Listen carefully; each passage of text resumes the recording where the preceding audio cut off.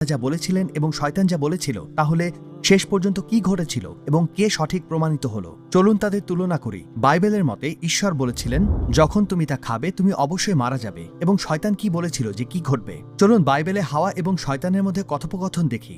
যখন সে সাপের রূপে এসেছিল, হাওয়া বলছে, কিন্তু ঈশ্বর বলেছিলেন, তুমি বাগানের মাঝখানে যে গাছের ফল তা খাবে না, এবং তুমি তা স্পর্শ করো না, না হলে তুমি মারা যাবে। তুমি অবশ্যই মারা যাবে না, সাপটি মহিলাটিকে বলল। অদ্ভুতভাবে বাইবেলের মতে শয়তান সঠিক প্রমাণিত হয়েছিল, কারণ তারা যখন ফল খেয়েছিল তারা মারা যায়নি।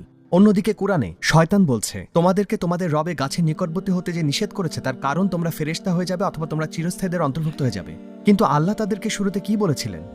এই গাছের কাছে যেও না, অন্যথায় তোমরা অন্যায়কারী হয়ে যাবে।